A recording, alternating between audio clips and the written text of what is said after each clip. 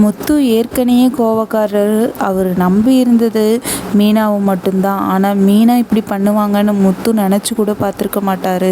மீனாவை முத்து அவ்வளோ நம்பி மீனாட்ட மட்டும்தான் முத்து பாசமாக இருப்பார். மித்தவங்க எல்லாத்திட்டையுமே எரிஞ்சு எரிஞ்சு விழுத்துட்ருப்பார்.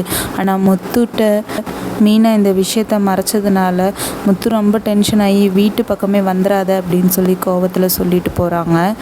மீனாவும் தங்கச்சி கல்யாணம் முடிஞ்சதுக்கப்புறம் தங்கச்சியை மறு வீட்டுக்கெல்லாம் அனுப்பி விட்டுட்டு ரொம்ப உட்காந்து அழுகுறாங்க.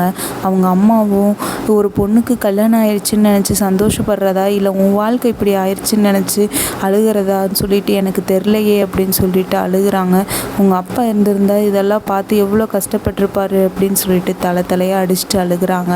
அம்மா அழுகாதம்மா, அவர் கண்டிப்பாக என்னை ஏற்றுப்பாருமா அப்படின்னு சொல்லிட்டு மீனா சொல்லுவாங்க. மீனாவும் நான் போய் அவங்க வீட்டுக்கு போகிறேன், அவங்கள பார்க்க போகிறேன் அப்படின்னு சொல்கிறாங்க. அவங்க அம்மா நானும் வரேன், மாப்பிள்ளையோட காலில் விழுந்து அதை நான் மன்னிப்பு கேட்டு உன்னை கண்டிப்பாக அவங்க வீட்டில் விட்டுட்டு வரேன் அப்படின்னு சொல்லிட்டு சொல்கிறாங்க. அதுக்கப்புறம் மீனாவும் அவங்க அம்மாவும் சேர்ந்துட்டு முத்துவோட வீட்டுக்கு போவாங்க. ஆல்ரெடி விஜயா முத்து தண்ணி அடிச்சுட்டு கல்யாண வீட்டில் இருந்ததுனால அவங்க மானமே போயிடுச்சு அப்படின்னு சொல்லிட்டு முத்துவை திட்டிகிட்டு இருப்பாங்க. அப்போ கரெக்டாக மீனாவோட அம்மாவும் வருவாங்க. அப்போ விஜயா இருந்துட்டு வந்துட்டீங்களா, இவனுக்கு ஏற்றது உங்கள் பொண்ணு தான், உங்கள் பொண்ணுக்கு ஏற்றது இவன் மட்டும்தான், வேறு யாருமே செட் ஆக மாட்டாங்க அப்படின்னு சொல்கிறாங்க. சம்மந்தி எங்களை மன்னிச்சிருங்க அப்படின்னு சொல்கிறாங்க. விஜய் இருந்துட்டு இப்போ தான் உங்களை பற்றி எல்லாமே புரியுது, எப்படியெல்லாம் நடித்து குடும்பத்தோடு ஏமாத்துறீங்க, பொண்ணுக்கு நீங்களே கல்யாணம் பண்ணி வைப்பீங்களா அம்மா, திருட்டுத்தனமாக பண்ணிவிட்டு அப்புறம் ஊரையெல்லாம் கூப்பிட்டு கல்யாணம் பண்ணுறது, எப்படி இப்படியெல்லாம் ஏமாத்துறீங்க அப்படின்னு சொல்லிட்டு விஜயா நக்கலாக கேட்பாங்க. அதுக்கு மீனா இருந்துட்டு அத்தை நான் இங்கே யாரையும் ஏமாத்தலை அப்படின்னு சொல்லுவாங்க. முத்துக்கோ ஏய் ஒரு வார்த்தை எங்கள் அம்மாட்ட பேசினேன்னா பாரு அப்படின்னு சொல்லிட்டு சொல்லுவாங்க. நீ எதுக்கு இங்கே வந்த அப்படின்னு கேட்பாங்க. மீனா இருந்துட்டு என்னை மன்னிச்சிருங்க, என் சூழ்நிலை அந்த மாதிரி, அதனால தான் நான் அப்படி பண்ணிட்டேன்.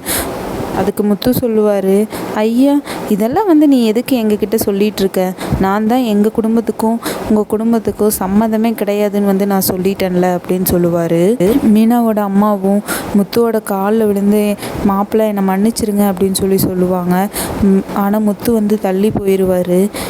அதான் உங்கள் சின்ன பிள்ளைய நினச்சபடி கல்யாணம் பண்ணி கொடுத்துட்டீங்கல்ல, என்னை ஆளை விட்டுருங்க, நானும் உங்களை எல்லாம் நம்பி ஏமாந்து நின்னது போதும், இன்றைக்கி அங்கே கல்யாண மண்டபத்தில் உங்களால தான் என் மானமெல்லாம் போச்சு, நான் தண்ணி அடிச்சிட்டதே உங்கள் பொண்ணு ஏமாற்றிட்டான்னு சொல்லி தான் நான் தண்ணி அடித்தேன், ஆனால் மறுபடியும் என்னை மண்டபத்துக்கு கூட்டிகிட்டு என்னை பார்த்து எல்லோரும் சிரித்து கேவலப்படுத்துகிற மாதிரி பண்ணிட்டீங்கல்ல, இனி நாளைக்கு உங்கள் சின்ன பொண்ணு வீட்டில் என்னை கண்டிப்பாக மதிக்க மாட்டாங்க, என்னை மதிக்காத குடும்பம் எனக்கு வேண்டாம், அவங்களும் வேண்டாம் நீங்களும் வேண்டாம், தயவு செஞ்சு என்னை ஆள விட்டுருங்க, நான் இப்படியே போயிடுறேன் அப்படின்னு சொல்லிட்டு முத்து சொல்லுவார்.